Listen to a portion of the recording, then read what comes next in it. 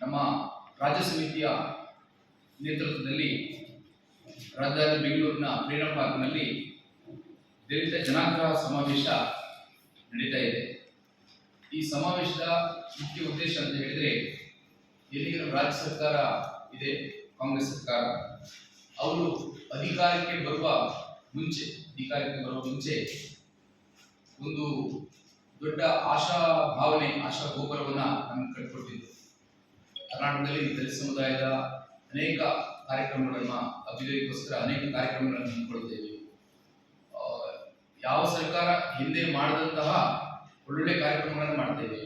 ಅದು ಬ್ಯಾಕ್ಲಾಗ್ ಹುದ್ದೆಯ ನೇಮಕಾತಿ ಇರ್ಬೋದು, ನಮ್ಮ ಭೂಮಿ ಮತ್ತು ವಸತಿಯ ಸಮಸ್ಯೆಗಳಿರ್ಬೋದು, ಮತ್ತೆ SCP TSP ಹಣದ ಸದ್ಬಳಕೆ ಇರ್ಬೋದು, ಎಲ್ಲ ಆ ರಂಗಗಳಲ್ಲೂ ಕೂಡ ನಾವು ಪಾರದರ್ಶಕತೆ ಮತ್ತು ಪ್ರಾಮಾಣಿಕ ಕಾರ್ಯಯೋಜನೆಗಳನ್ನು ಹಮ್ಮಿಕೊಳ್ಳೋದ್ರ ಮೂಲಕ ಈ ರಾಜ್ಯದ ದಲಿತ ಸಮುದಾಯಗಳಲ್ಲಿ ಒಂದು ಹೊಸ ಚೈತನ್ಯವನ್ನು ತರ್ತೇವೆ, ಅಭಿವೃದ್ಧಿಯ ಹೊಸ ಶಕ್ತಿಯನ್ನ ಆರಂಭ ಮಾಡ್ತೇವೆ. ದಲಿತ ಸಮುದಾಯದಲ್ಲಿ ನಮ್ಮ ಸರ್ಕಾರದ ಬಗ್ಗೆ ಒಂದು ವಿಶೇಷ ನಂಬಿಕೆ, ವಿಶ್ವಾಸ, ಒಂದು ಸಾಮಾಜಿಕ ಭದ್ರತೆ ಬರುವ ವಾತಾವರಣವನ್ನು ನಿರ್ಮಾಣ ಮಾಡ್ತೇವೆ ಅಂತ ಹೇಳಿ ಒಂದು ಚುನಾವಣಾ ಅಜೆಂಡದಲ್ಲಿ ಇರ್ಬೋದು, ಚುನಾವಣಾ ಪೂರ್ವದಲ್ಲಿ, ಚುನಾವಣೆ ಆದ ನಂತರ ಕೂಡ ಅನೇಕ ವೇದಿಕೆಗಳಲ್ಲಿ ಹೇಳಿದ್ದಾರೆ. ಅದನ್ನ ಈ ನೆಲದ ಸ್ವಸ್ಥ ಸಮುದಾಯಗಳು ಬಹಳ ಗಟ್ಟಿಯಾಗಿ ನಂಬಿಕೊಂಡು ಸರ್ಕಾರ ಮತ್ತು ಕಾಂಗ್ರೆಸ್ ಪಕ್ಷದ ಬೆಂಬಲಕ್ಕೆ ನಿಂತದ್ದು ಅದೇನು ಇವತ್ತು ಗುಟ್ಟಾಗುವುದಿಲ್ಲ, ನಿಮಗೆಲ್ಲ ಗೊತ್ತೇ ಇದೆ. ಆದರೆ ಸರ್ಕಾರ ಒಂದು 3 ವರ್ಷ ಆದರೂ ಕೂಡ ಆ ರೀತಿಯ ಒಂದು ವಿಶೇಷ ಬದಲಾವಣೆಗಳು ನಮಗೇನು ಕಾಣಿಸ್ತಾ ಇಲ್ಲ. ಇದನ್ನು ನಮ್ಮ ರಾಜ್ಯ ಸಮಿತಿ ಗಮನಿಸಿದೆ.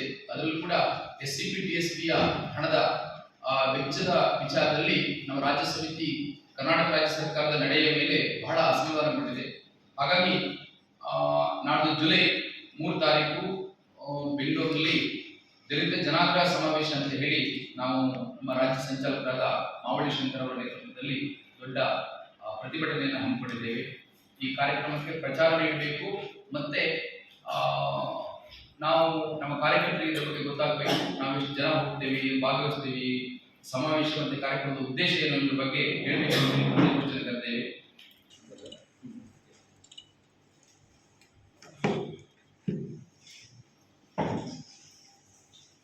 ಮಾಧ್ಯಮ ಮಿತ್ರರಿಗೆ ಸ್ವಾಗತವನ್ನು ಕೋರುತ್ತಾ,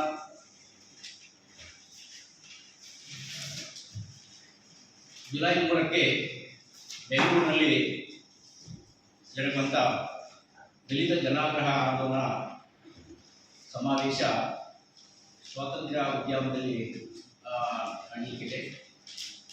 ಇದು ಯಾಕೆ ಮಾಡ್ತಾ ಇದೆ ಎಂಬುದಾಗಿ ಸ್ಥೂಲವಾಗಿ ಕೆಲವೊಂದು ವಿಚಾರಗಳನ್ನು ನಮ್ಮ ಜಿಲ್ಲಾ ಪ್ರಧಾನ ಸಂಚಾಲಕರು ತಿಳಿಸಿದ್ದಾರೆ. ಮುಖ್ಯವಾಗಿ 2013ರಲ್ಲಿ SCP TSP ಯೋಜನೆಯನ್ನು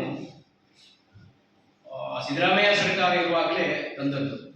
ಅಲ್ಲಿಂದ ಇಲ್ಲಿವರೆಗೆ ಹೆಚ್ಚು ಕಡಿಮೆ 3.5 ಲಕ್ಷ ಕೋಟಿ ಹಣ, 3.5 ಲಕ್ಷ ಕೋಟಿ ಹಣ, ಮೀಸಲು ಹಣ, ಅದು ಎಲ್ಲಿ ಹೋಯಿತು, ಯಾರ ಅಭಿವೃದ್ಧಿಗೆ ಉಪಯೋಗಿಸಿದ್ರು ಎಂಬುದಾಗಿ ಇನ್ನೂ ಕೂಡ ಮರೀಚಿಕೆಯಾಗಿದೆ. ಯಾಕಂದ್ರೆ ಅಷ್ಟು ಹಣ ಒಂದು ವೇಳೆ 3 ಲಕ್ಷ ಕೋಟಿ ಹಣ, 3.5 ಲಕ್ಷ ಕೋಟಿ ಹಣ ದಲಿತರ ಅಭಿವೃದ್ಧಿ ಆಗಿದ್ರೆ ನಾವು ಇವತ್ತು ಜನಾಗ್ರಹ ಸಮಾವೇಶ ಮಾಡುವ ಅಗತ್ಯ ಇರಲಿಲ್ಲ. ಆ ಹಣವನ್ನು ಕೇವಲ ರಾಜಕಾರಣಿಗಳು ತಮ್ಮ ಅಭಿವೃದ್ಧಿಗೆ ಬಳಸಿಕೊಂಡಿದ್ದಾರೆ. ಯಾಕಂದ್ರೆ ರಸ್ತೆ, ಚರಂಡಿ, ನಮ್ಮ ದಲಿತರ ಕಾಲನಿ ಇಲ್ಲದ ಪ್ರದೇಶಗಳಿಗೆ ಆ ಹಣವನ್ನು ದುರುಪಯೋಗಪಡಿಸಿಕೊಂಡು ಇವತ್ತು ದಲಿತರ ಕಾಲನಿಯನ್ನು ನೋಡಿದರೆ ಗೊತ್ತಾಗ್ತದೆ. ಅಲ್ಲಿರುವಂತಹ ಹಳೆಯ ಮಣ್ಣಿನ ಗೋಡೆಯಿಂದ ನಿರ್ಮಿಸಿದ ಮನೆಗಳು, ಉದ್ಯೋಗ ಇಲ್ಲದೆ ಪರದಾಡುವ ಜನಗಳು, ರಸ್ತೆ ಸ್ವಲ್ಪ ಆಗಿರ್ಬೋದು, ರಸ್ತೆಗಳು ಕಾಂಕ್ರೀಟ್ ರಸ್ತೆಗಳು ಆಗಿರ್ಬೋದು, ಅದೇ ಅಭಿವೃದ್ಧಿ ಅಲ್ಲ. ಮುಖ್ಯವಾಗಿ ಮಾನವ ಸಂಪನ್ಮೂಲ ಅಭಿವೃದ್ಧಿ ಆಗಬೇಕು ಮುಖ್ಯವಾಗಿ. ಯಾಕಂದ್ರೆ ಕಲಿತ ವಿದ್ಯಾವಂತ ಯುವಕ ಯುವತಿಯರಿಗೆ ಯಾವುದೇ ಒಂದು ಸ್ವಾದ್ಯೋಗ ಮಾಡುವಂತ ವ್ಯವಸ್ಥೆಗಳಿಲ್ಲ. ಏನು ಅಂಬೇಡ್ಕರ್ ಅಭಿವೃದ್ಧಿ ನಿಗಮ ಅಂತ ಮಾಡಿದಾರ, ಇಡೀ ಜಿಲ್ಲೆಗೆ ಕೇವಲ 1-2 ಆಟೋಗಳು ಬರ್ತವೆ, 1-2 ಟ್ಯಾಕ್ಸಿ ಕಾರ್ಗಳು ಬರ್ತವೆ. ಭೂ ಒಡೆತನ ಯೋಜನೆ ಈ ಬಾರಿ, ಕಳೆದ ಬಾರಿ ಬಂದದ್ದು ಒಂದು ಯೋಜನೆ, ಕೇವಲ 20 ಇಡೀ ಜಿಲ್ಲೆಗೆ ಬಂದದ್ದು 25 ಲಕ್ಷ ರೂಪಾಯಿ ಒಂದು ಯೋಜನೆ. ಅದು ಕೂಡ ಪರಿಪೂರ್ಣ ಆಗಿದ ಇಲ್ಲ, ನಮಗೆ ಇನ್ನು ಕೂಡ ಆಗಿಲ್ಲ. ಅದರಿಂದ ಭೂ ಒಡೆತನ ಯೋಜನೆ ಆಗಿರ್ಬೋದು, ಸ್ವಾದ್ಯೋಗ ಯೋಜನೆ ಆಗಿರ್ಬೋದು, ಇದು ಕೊಡುವುದಿಲ್ಲ ಅವರು. ಇದರಿಂದಾಗಿ ನಮ್ಮ ದಲಿತ ಯುವಕ ಯುವತಿಯರು, ಕೂಲಿ ಕಾರ್ಮಿಕರು ಬಹಳ ಕಷ್ಟದಲ್ಲಿದ್ದಾರೆ. 3.5 ಲಕ್ಷ ಕೋಟಿ ಹಣ ಎಲ್ಲಿ ಹೋಯಿತು?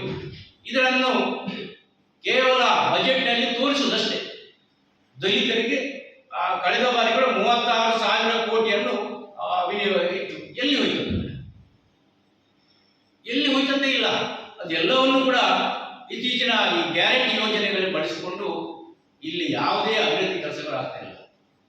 ಯಾವುದೇ ಯುವಕ ಯುವತಿಯರಿಗೆ ಉದ್ಯೋಗ ಇಲ್ಲ, ಮನೆಯ ನಿರ್ಮಾಣಕ್ಕೆ ವಸತಿ ಯೋಜನೆ ಇಲ್ಲ. ಆದ್ರಿಂದ ವಿಶೇಷ ಘಟಕ ಯೋಜನೆಯಲ್ಲಿ ನಮಗೆ ಕೊಡಬೇಕಂತ ಇದ್ರೂ ಕೂಡ ಅದನ್ನು ಮಾಡ್ತಾ ಇಲ್ಲ. ಆದ್ರಿಂದ ಸರ್ಕಾರ, ನಾವು ಏನು ಕೋಮುವಾದಿ ಬಿಜೆಪಿ ಸರ್ಕಾರವನ್ನು ಇಲ್ಲಿಂದ ಕಿತ್ತೊಗೆಯಬೇಕೆಂಬ ಉದ್ದೇಶದಿಂದ ಕಳೆದ ಬಾರಿಯ ಚುನಾವಣೆಯಲ್ಲಿ ಇಡೀ ರಾಜ್ಯಾದ್ಯಂತ ದಲಿತರು, ಅಲ್ಪಸಂಖ್ಯಾತರು, ಹಿಂದುಳಿದ ವರ್ಗದವರು ಹೆಚ್ಚಿನ ಶ್ರಮ ವಹಿಸಿ ಒಂದು ಅಧಿಕಾರ ತಂದಿದ್ರು. ದಲಿತರಿಗೆ ಈ ರೀತಿಯ ತೊಂದರೆ, ಒಂದು ಕಡೆಯಲ್ಲಿ ಅಲ್ಪಸಂಖ್ಯಾತರಿಗೆ ಇನ್ನೊಂದು ರೀತಿಯಲ್ಲಿ ತೊಂದರೆ. ಆದ್ರಿಂದ ಯಾವುದೇ ಒಂದು ಜನಪರವಾದ ಯೋಜನೆಗಳನ್ನು ಕೇವಲ ಬಜೆಟ್ನಲ್ಲಿ ಘೋಷಣೆ ಮಾಡೋದು ಮಾತ್ರ ಹೊರತು ಇಲ್ಲಿ ಕಾರ್ಯರೂಪಕ್ಕೆ ಅಂತ ಬರ್ತಾ ಇಲ್ಲ. ಆದ್ರಿಂದ ಇದು ಸಿದ್ದರಾಮಯ್ಯ ಮುಖ್ಯಮಂತ್ರಿ ಇರುವಾಗಲೇ ಆಗುವಂತಹ ಕಾರ್ಯಕ್ರಮ. ಆದರೆ ಸಿದ್ದರಾಮಯ್ಯ ಈಗ ಮುಖ್ಯಮಂತ್ರಿ ಕೆಳಗಿಳಿದ ನಂತರ ನಾವು ಮಾಡಲೇಬೇಕಾಗಿದೆ. ಒಂದೇ ಮುಂದಿನ ಚುನಾವಣೆಯಲ್ಲಿ ಅವರಿಗೆ ಸರಿಯಾದ ಪಾಠ ಕಲಿಸಬೇಕಾದರೆ ನಾವು ಈ ಜನಾಗ್ರಹ ಸಮಾವೇಶದ ಮೂಲಕ ಅದಕ್ಕೆ ಉತ್ತರ ಕೊಡ್ತೇವೆ. ಇದು ಒಂದೇ ಸಮಾವೇಶದ ಬಯಸ್ಕೊಳ್ಬಾರ್ದು. ಇನ್ನು 2 ವರ್ಷದಲ್ಲಿ ಹಲವಾರು ಸಮಾವೇಶಗಳು ಆಗ್ಬೋದು. ಆದ್ರೆ ಸರ್ಕಾರದ ವಿರುದ್ಧ ಕಾರ್ಯಕ್ರಮಗಳಾಗ್ಬೋದು. ಅದು ಬಿಜೆಪಿ ಆಗಲಿ ಕಾಂಗ್ರೆಸ್ ಆಗಲಿ ನಮ್ಗೆ ಏನೂ ಇಲ್ಲ. ನಮ್ಮ ಸಮಸ್ಯೆಗಳಿಗೆ ಸ್ಪಂದಿಸದಿದ್ದರೆ ಯಾವ ಹೊತ್ತಿನಲ್ಲಿ ಯಾವ ರೀತಿಯಲ್ಲಿ ಸರ್ಕಾರದ ವಿರುದ್ಧ ನಾವು ಸೆಳೆದು ನಿಲ್ಲಬೇಕಂತ ನಮಗೆಲ್ಲ ಗೊತ್ತಿದೆ. ಆದ್ರೆ ರಾಜ್ಯ ಸರ್ಕಾರ, ರಾಜ್ಯ ಸಮಿತಿ ಈಗಾಗಲೇ ಈ ಒಂದು ಕಾರ್ಯಕ್ರಮವನ್ನು ಹಮ್ಮಿಕೊಂಡಿದೆ. ಇಲ್ಲಿ ಇಡೀ ರಾಜ್ಯದಲ್ಲಿ ಎಲ್ಲಾ ಜಿಲ್ಲೆಗಳಲ್ಲಿ ಕೂಡ ಉತ್ತಮ ಪ್ರತಿಕ್ರಿಯೆ ಬಂದಿದೆ. ಆದ್ರಿಂದ ನಾಳೆ ನಡೆಯುವಂತ ಈ ಸಮಾವೇಶ ಯಶಸ್ವಿಯಾಗಿ ಜರುಗುತ್ತದೆ.